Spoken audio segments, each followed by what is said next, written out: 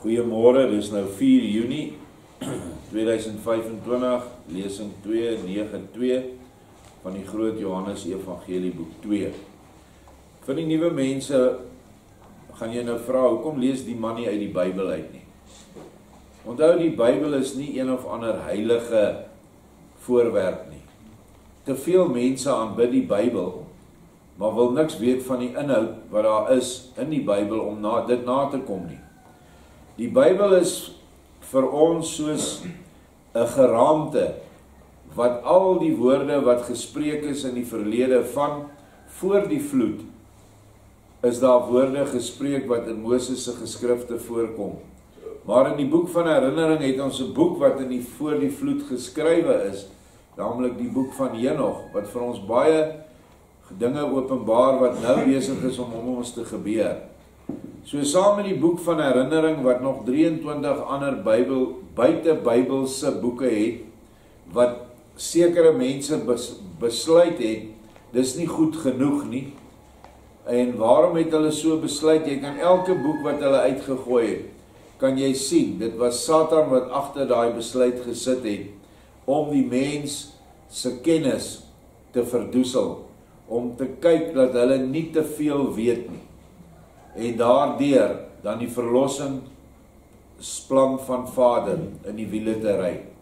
Nou het ons daar die boeke, en nadat ons daar die boeke gekry het, en dit in 1998 'n projek van stapel laat loop het vanaf hierdie plaas, het ons toe die boek van herinnering kon uitgee in 2001. Maar nou het hy ook vir ons, nie langer daarna nie, dink 2 jaar daarna, het hy weer vir ons openbarings gebring, wat nêrens in die Bybel voorkom nie. Dit is wat profete wat hy gebruik het. Hy hoef nie die Rooms-Katholieke Kerk se leerstellings en se Bybels te eer om vir ons kennis te gee nie. Ons Vader hoef nie in hulle grotte en hulle katakombes in te kruip, of iemand in te stuur om hulle goed, wat hulle weggesteek het, te gaan uithaal nie. Hy gee dit weer. Hoekom? Want hy is die Woord. Die Woord was by God, die Woord was God, die Woord het vlees geword, en die Woord het onder ons gewoon, staan in Johannes 1. En die Woord was doodgemaak, maar die Woord het opgestaan vir ewig, en opgevaar na die hemele. En nou is die Woord by ons in die Gees, naamlik in ons hart. En dit is presies wat hierdie woorde is. As jy dit vergelyk dat ons op hierdie aarde aan die eindtyd gelê het soos doodsbeendere, soos wat Esegiel dit sien. Nou kom Vader en hy sit bietjie vleis by, hy sit seënings by, en dan baie belangrik, sit hy Gees by. Nou hoe word dit dan bewerkstellig in die geestelike mens? Die geestelike mens moet seënings, vleis en gees kry deur die Woord. Daar is nie 'n ander manier nie. Mense wat nog wag vir 'n koms van Yeshua, wag verniet. Hy gaan nie kom op die wolkies nie. Wolke is 'n verborgenheid. Dit is hoekom die Gees van wysheid op die berg Sinaï hier in 'n wolkkolom gehul was bedags. En soos Yeshua se koms in die wolke is 'n koms in die innerlike van die hart. Jy kan dit nie sien nie. As ek na jou kyk, kan ek nie dadelik sien of die Gees in jou is nie. Maar as ek 'n bietjie met jou te doen het, sal ek dit optel. Dan is jou verborgenheid vir die ander wat ook sy Gees het, nie meer 'n verborgenheid nie. En dan sal ons mekaar herken, en ons sal mekaar steun en onderrig en help, want ons is almal in dieselfde Gees. En dit is presies wat hierdie woorde doen. Dit is daar om die prentjie voller te maak van die geestelike mens. Wat nodig is om ten volle die hoogste vlak van geestelike ontwikkeling op hierdie aarde te bereik. Want dit is die doel.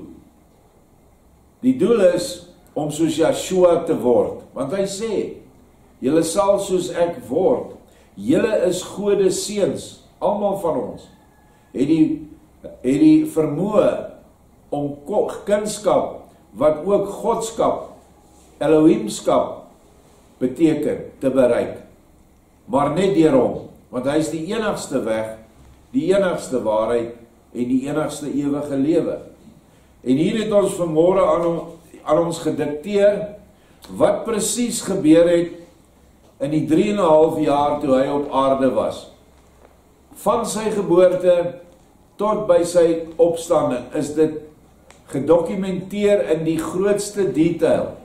Dinge wat hy nie gedikteer het in die evangelies aan Johannes en Matteus nie. Want hy het geweet wat daai klomp goed wat die evangelie gaan vat na die apostels vermoor is, wat hulle gaan doen met die evangelie. Hy het dit presies geweet. Daarom het hy net die kerngedagtes gegee, net die geraamte. En die feit dat daai kerngedagtes vandag nog steeds in boeke en Bybels is, alhoewel verdraai, is 'n teebeeld van dat hulle nooit sy bene kon breek nie. Hulle het nie die reg gehad om die Messias se geraamte te breek toe hulle hom doodgemaak het nie. Hulle het hom wel geslaan, verskriklik, stukke vleis uit sy liggaam geruk, dat hy basies amper sonder bloed by die kruis aangekom het. En dit stel die dinge wat die fariseërs, die modernes, die kerkvaders en al die ou kerkleiers gedoen het aan die skrifte, vervalsings ingebring het, goed uitgehaal het, goed verdraai het, waarvan 'n hele lesing nodig is om 'n bietjie van dit vir julle te verduidelik. Maar om julle net 'n idee te gee wat ons gevind het in die jaar 2001, toe die boek van herinnering voltooi was. Toe het ons al 'n jaar voor dit opgehou tel met 40.000 foute vergeleke met die ou 33 vertaling, wat ons beskou as 'n gesaghebbende goeie vertaling, en ons dit ook so beskou het in 1998, want ons het dit as 'n bron gebruik. Jy moet iewers begin, en ons het dit as die beginpunt, die wegtrekpunt gebruik. Maar ons het opgehou tel by 40.000 foute. Nou as ek vir jou 'n boek skryf, hoe om 'n gebou te bou, al die sterktes, elke stukkie staal, elke stukkie beton, elke windkrag, alles, en ek skryf vir jou so 'n dik boek daaroor wat jy vir die studente moet gee, en daar is 40.000 foute in. Dink jy gaan 'n gebou bou wat staan? Nee, ek dink nie, as jy dit weet, sal jy eers daai boek weer gebruik nie.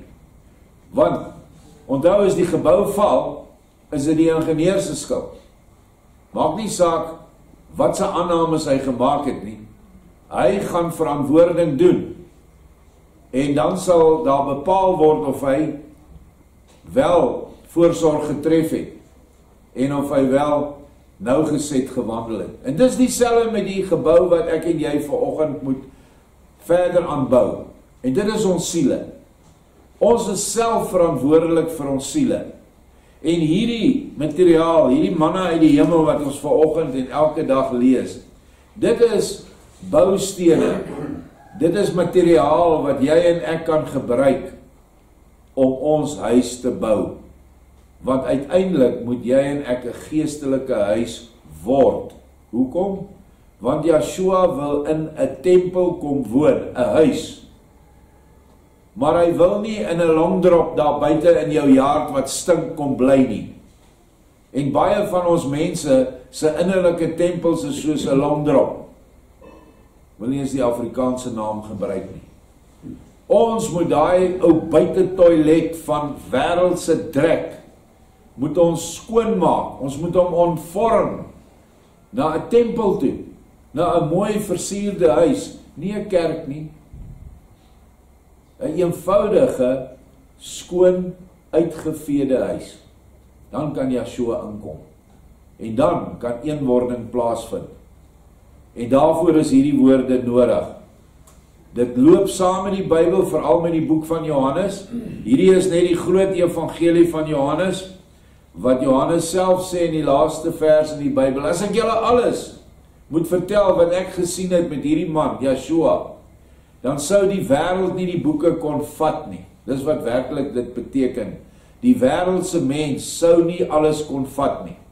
En so is daar baie mense wat hierdie woorde wat ek vanoggend lees, nie kan vat nie. Want die wêreld is in hom. Jy moet die wêreld uitban uit jou hart uit om hierdie woorde te vat. Nou ja, dit is 'n inleiding wat ek nou gegee het vir ons nuwe mense. En ons gaan voort met hoofstuk 193, die veroordeling van die misdadigers. Julle sal nou sien dat hier 'n paar hoofstukke uitgevat is, wat meerendeels net geskiedkundig is, maar jy kan op die internet gaan en gratis hierdie boek oopmaak, en die hoofstukke, ek dink is vanaf hoofstuk 188 tot by 92. Maar dit gaan maar net oor die boot wat hulle op die see gesien het, waarvan ons laas keer gepraat het nou aan wal gekom, en daar is vriende van hulle daar op die boot, ou Julius, wat ons al van voorheen gelees het, en Ebal en Jara, die dogtertjie wat vir Yeshua so lief was, 12-jarige dogtertjie. Hulle kom aan land, maar hulle het 'n klomp misdadigers saam met hulle. 4 baie ernstige misdadigers, wat mense in die bosse geskuil het, mense doodgemaak het, geroof het, en hulle is in gevangenskap, en nog 7 ander politieke gevangenes. Dit is basies die geskiedenis wat ek gedink het, nie nodig is om die lesings dan net te lank te maak nie, want onthou, hierdie is boek 2 van 11 boeke. So ons gaan nog lang werk aan hierdie Johannes Evangelie.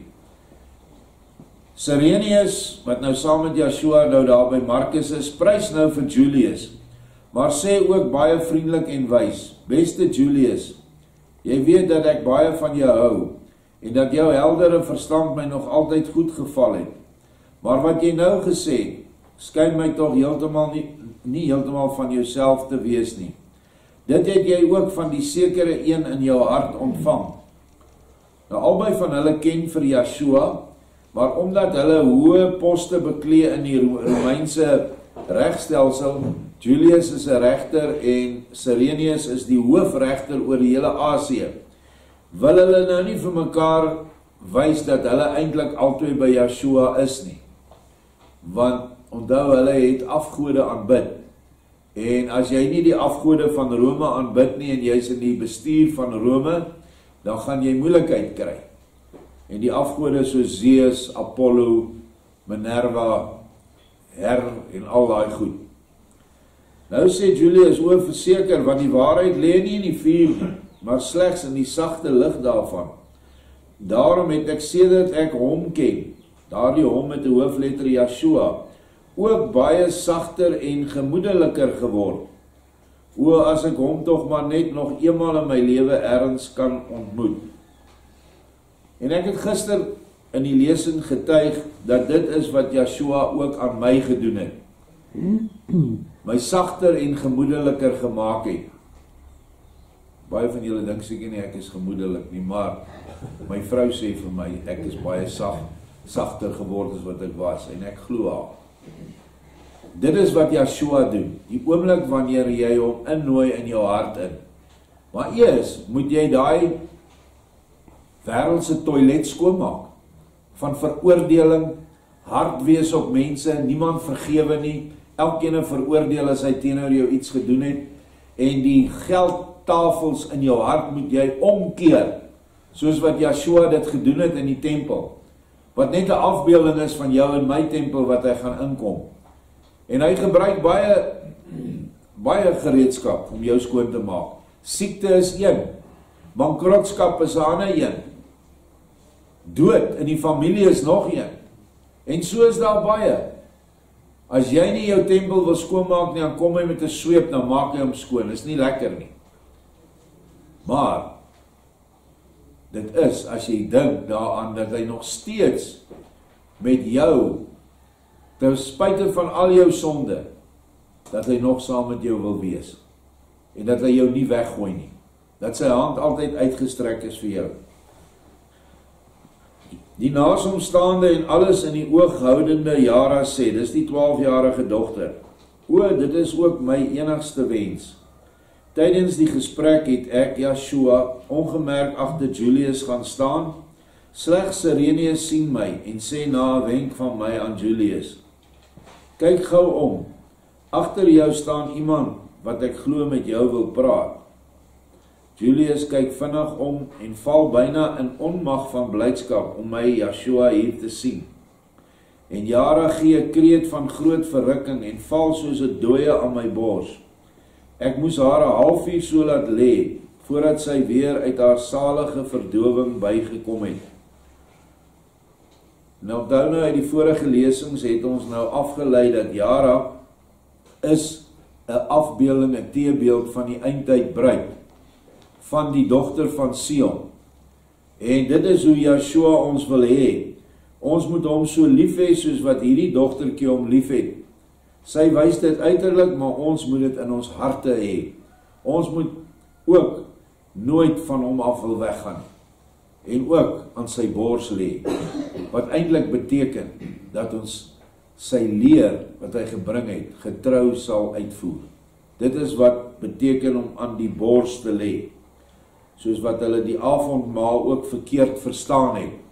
En gesê dat ja, Johannes het aan sy bors gelê. Wat net beteken Johannes was bitter naby aan sy hart in die gees. Maar omdat al flink aan sy kant toe gestaan het, sê ek aan die oue Markus: sorg jy nou weer vir 'n welvoorsiene aandete. Laat daar geen gebrek wees aan vis, brood en wyn nie. Onthou dat hierdie ete, dis nou fisiese vis, brood en wyn, het ook 'n baie groot geestelike betekenis. Wat dan ook aandui dat Markus ook vir hom visse sou vang. Visse van mense. En die brood weet ons is die woord, en die wyn weet ons is die liefde. Dit is die nagmaal. Nagmaal om 'n stukkie brood te eet en 'n glasie wyn of 'n kelkie te drink, beteken niks. Dis uiterlike dinge.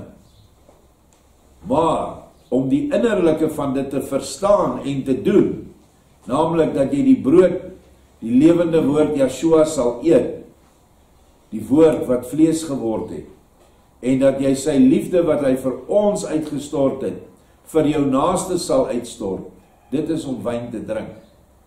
So daar is altyd 'n geestelike betekenis in hierdie etes wat so eintlik baie deeglik beskryf word. Markus sê: meester, wat moet ons nou met die misdadigers doen, wat daar by die see aan pale gebind en deur soldate bewaak, waarskynlik in groot angs op hulle oordeel wag?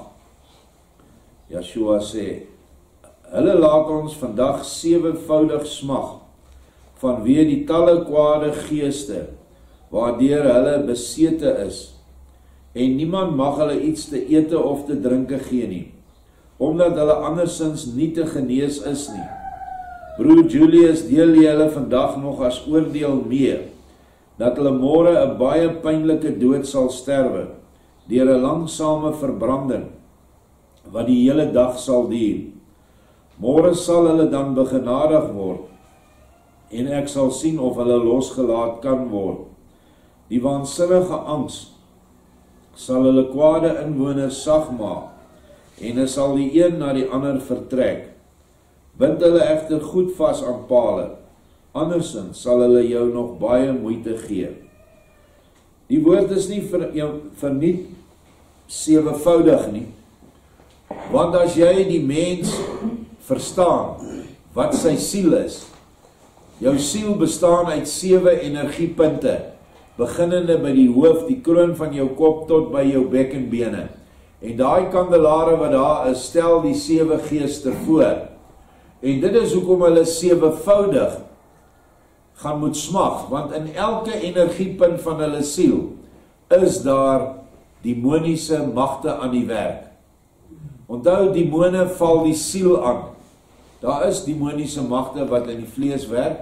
Ons noem dit vleesduivels, waaronder jy ook seker parasiete en slakke en skadelike bakterieë kan klassifiseer. Maar hierdie mans, hierdie klomp rowers, is totaal en al besete deur die duiwel. En dit is hoekom hulle 'n bietjie moet swaar kry, voordat Joshua dan verder met hulle gaan werk, wat ons in 'n volgende lesing gaan sien. Ek onthou dit uit die skool. Ons het so 'n sadistiese onderwyser gehad. Ons het Vrydag periode by hom gehad, dit was wiskunde. Dan dop jy die wiskunde. Nou gewoonlik, einde van die periode, buk, kry jy jou pak slaag, en daai tyd het ons dit so gewerk. Dan sê hy, nee, jy en jy gaan pak slaag kry, maar eers maandag. Nou neek hy jou hele naweek op. Want jy's nou mos, dis alright as jy dit nou kry, jy het dit baie gekry, so dit is nie so erg nie. Maar daai afwagting van 'n maandagoggend om skool toe te gaan en jy weet die eerste periode gaan jou boude brand. Dit is amper soort van hier wat Joshua lyk my dit doen. Dit gee hulle tyd om aan hulle boosheid te dink en die boosheid verlaat hulle dan.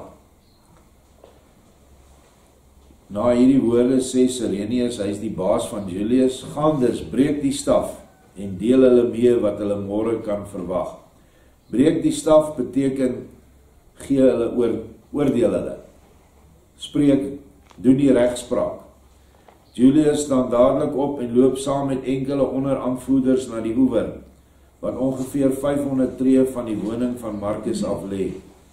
Toe hy daar by die misdadigers wat aan die oewerpale vasgebind was kom, beveel hy die soldate om die misdadigers nog vaster aan die pale te bind. Nadat die soldate dit met toue en kettinge gedoen het, deel Julius aan die 5 roofmoordenaars mee, dat hulle die volgende dag vanaf vroegmôre kan verwag. Op dieselfde wyse deel hy die 7 politieke misdadigers, die harde tugtiging mee. Toe die 5 roofmoordenaars die oordeel hoor, begin hulle te kerm, te bewe en te wanhoop, en roep dat die mense hulle liewers dadelik moet kom doodmaak, want so 'n pynlike straf sal hulle onmoontlik kan verdra. Ook die 7 roep om barmhartigheid en medelee, maar Julius gaan dadelik weg en luister nog na die afgryslike gehuil van die 5 roofmoordenaars. Hy luister nie na die afskryslike gehuil van die 5 roofmoordenaars nie, ook nie na die 7 ander misdadigers nie. Hy vee hom af van hulle. Toe hy, Julius, weer by ons kom, sê hy, dit is regtig geen kleinigheid nie. Die gekerm, die wanhopige gesigte en gebare, waardeur selfs 'n dier met onsag vervul sou word. Nou is dit bly dat ek weer uit hulle omgewing weg is. Dit is byna nie te glo nie. Maar die hoof van Medusa is ook een van hulle afgode, sou haas nog mensliker gelyk het. Dit is die God wat hulle gevrees het, wat so vir hare slange gehad het. Ek is nou al werklik benoud vir die gesigte wat die kerels môre sal trek. Weet jy, sê ek Joshua aan Julius, dit kom deur die kwade geeste in hulle. Die sal die groot angs skaars tot môre kan verdra, en sal hulle, soos wat ek gesê het, vir die grootste deel uit die voete maak, en ons sal môre die mense maklik heeltemal kan verlos. Nou vra Sirenius, maar wat moet daar dan met hulle gebeur? Kan ons hulle dan vrylaat, of moet ons hulle tog nog 'n tyd opgesluit hou? Joshua sê, ongetwyfeld, want sonder volledige onderrig kan hulle in geen geval vrygelaat word nie. Ook nie die 7 nie, want 'n mens raak die sonde nie so gou kwyt, soos die snelheid waarmee hulle self daaraan oorgegee het nie. Vir die 5 sal 'n periode van ongeveer 1 jaar voldoende wees, en vir die 7 'n half jaar. En laat ons dan nou in alle rus blymoedig die aandete tegemoet gaan. Nou die volgende hoofstuk 194 is die wyse toespraak van Jara. Toe sê die ouwe Markus, Majesteit en meester van alle wêreldse meesters, vroeër het u aan my gesê dat ek vandag nog iets baie belangriks oor die bestemming van die mens sou verneem, en ook die ryk van Elohim sou leer ken. Ja, waarlik en baie wonderbaarlik. Ek het nou op hierdie dag meer gehoor, gesien en beleef as tydens my hele lewe. Daarom vind ek dat u voorspelling algeheel uitgekom het. En ek sal nou alles daaraan doen, sodat ook ons ledemate nie ontevrede sal gaan rus nie. Yeshua sê, ja, kyk jy maar eers of die kokkinne, daar is so Afrikaanse woord, hoor, dis 'n vroulike kok. Dis nie iets wat ek eintlik baie hoor nie, eintlik nog nooit gehoor het nie, behalwe in hierdie boeke. Kyk of die kokkinne al klaar is met hulle kuns. Na die maaltyd sal daar nog baie gebeur, wat jou nog meer in die ryk van Elohim sal inwy. Markus sê, maar meester, wat is daar dan met die liewe meisie, wat u nog steeds vashou, en die bors met trane nat maak? Is sy miskien van plan om u glad nie weer los te laat nie? Yeshua sê, vra dit maar aan die meisie, sy sal jou nie 'n antwoord skuldig bly nie. Markus vra dit nou aan die hemelsmagtende Jara. Jara rig haar dadelik op en sê, luister nou beste ouwe vriend, wie hom eenmaal vas het, mag hom nooit weer loslaat nie. En dit is 'n baie mooi les vir ons hierdie. Wie hom eenmaal vas het, mag hom nooit weer loslaat nie. Want laat hy hom los, dan het hy daarmee ook sy ewige lewe losgelaat, en dit daardeur vir altyd verloor. Dit wat ek liggaamlik doen, dit moet julle almal in julle harte doen, soos wat ek dit ook meerendeels in my hart doen. So 'n belangrike les vir elkeen van ons. As jy Yeshua gevind het, moet hom nooit weer loslaat nie. Moet nooit weer teen hom getuig nie. Moenie vir mense sê, hy is net 'n mens se seun nie. Hy is 'n mens se seun en hy is God se seun. Hy is Elohim, God self. En as jy hom eers gevat het, aangeneem het, moet hom nooit weer los nie. Jy kan baie ander dinge los in die lewe, maar vir hom nooit. Wie sy lewe lief het, maar die meester van die lewe, dikwels ligsinnig genoeg ter wille van die wêreld laat vaar, sal sy lewe verloor, omdat hy die meester van die lewe verloor het. Maar wie sy lewe nie ag nie, en slegs maar dit in sy hart lewe noem, wat bestaan uit 'n lewe slegs vir die meester van alle lewe, die sal die lewe vir ewig behou, ook al sterf hy liggaamlik wel 1000 maal. Kyk, ek het die meester toe hy na ons toe kom, die eerste in my hart herken, en ek hou bo alles van hom. Ja, as hy nou van my sou verlang om vir hom te sterwe, sou die dood 'n verkwikking vir my wees. Want ek weet en voel duidelik dat die liefde tot hom nooit in der ewigheid kan sterwe nie, omdat dit vir haar onmoontlik is om 'n sonde te begaan. Dit is die liefde. En dit is die egte dood van die siel. As die siel van die mens egter dood is, dan is ook die hele mens dood. Bedink dit wel, ouwe man, want ek kom uit die skool van die hemel, wat die liefde en die waarheid en die lewe is. Wat ek nou vir jou gesê het, is 'n hemelse les, en jy behoort daarom goed in jou op te neem. Bedink dat sy maar 12 jaar oud is, en waar kry sy hierdie woorde? Dit word aan haar ingegee deur die Gees, want sy het haar hart heeltemal skoongemaak vir Yeshua. Dit is ook sy wat hy kon wegvat van die aarde na verskeie planete toe, omdat haar vlees so suiwer was. Maar hy kon dit nie eers doen met sy disippels nie, hy moes hulle aan die slaap maak, en hulle kon dan haar bewegings dophou in die gees, en hulle dit as 'n droom gesien. So dis die strewe wat ons moet hê, is om soos Jara te word, sodat ons vir ewig kan lewe. Toe die ou Markus Jara so oor praat, sê hy, geheel vervul van 'n hoër besieling. O kind uit die hemele, veels te goed en te suiwer vir hierdie bedorwe aarde. Waarlik, as die meester my huis weer sal verlaat, kom ek na jou toe, om hemelse wysheid te leer. O, wat 'n verskil tussen jou en my dogters. Jy is al 'n son, en my dogters is nouliks 'n weerkaatsing van die groot hemellig, in 'n baie klein doudruppeltjie. O Ebal, dis haar pa, hoe geseënd is jy tog om die vader van so 'n engel te wees. Daarby rol trane uit die geluksalige oë van die ouwe Markus en hy gaan vinnig na die kombuis om na die aandete te kyk en vertel aan sy dogters wat 'n les hy van die meisie uit Genesaret gekry het. Die dogters is verbaas en vra hom of hy hulle na die maaltyd geleentheid sou wil gee om 'n bietjie met so 'n hemelse kind te mag gesels.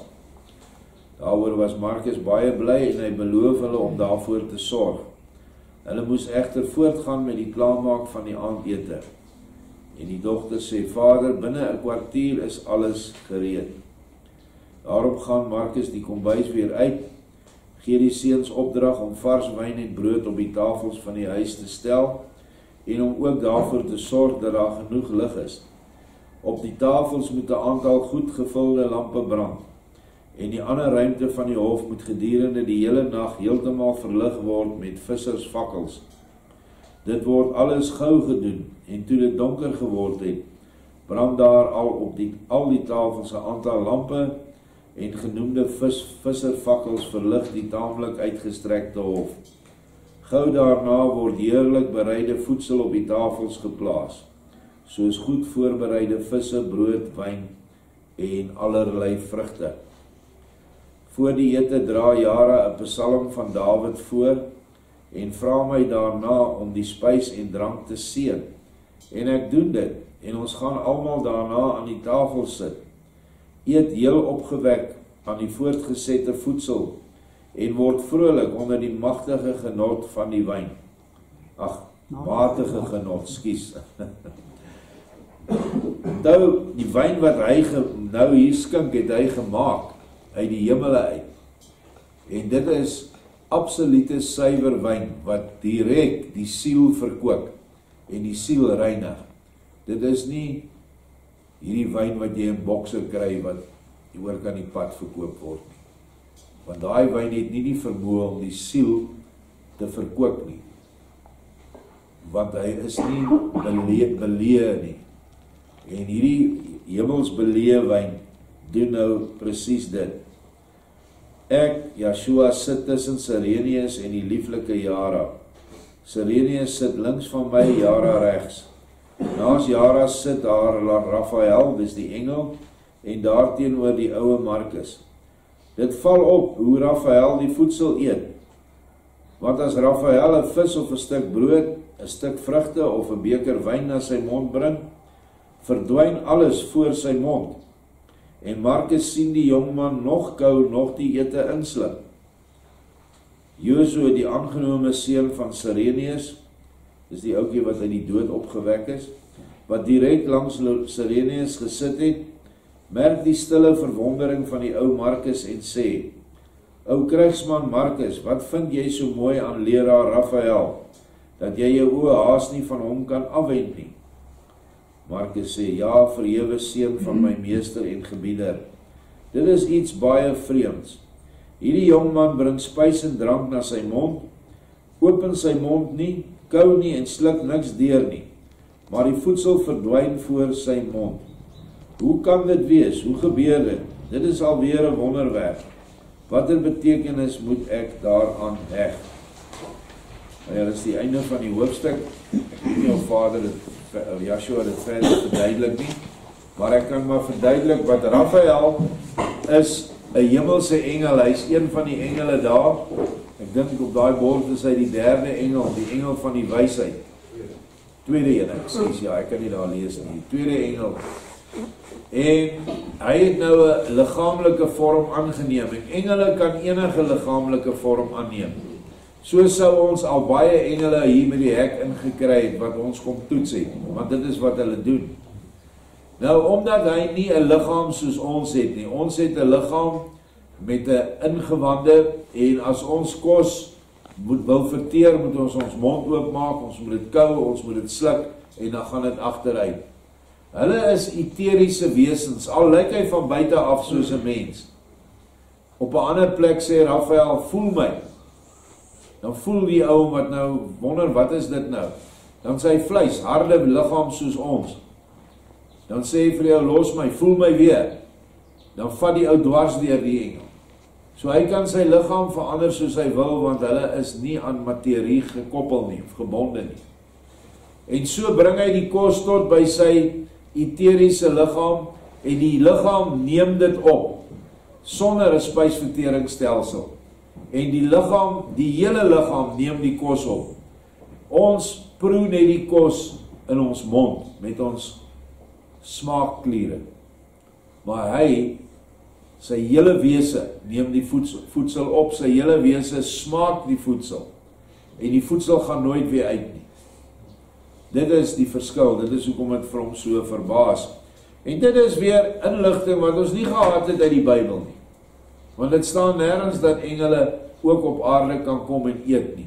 Alhoewel, die verhaal van Abraham sê dit tog, dat daar 2 engele saam met Melchisedek gekom het, en ek sê Melchisedek, want dit is die liggaam wat Vader destyds gebruik het, om aarde toe te kom, en hulle het saam geëet.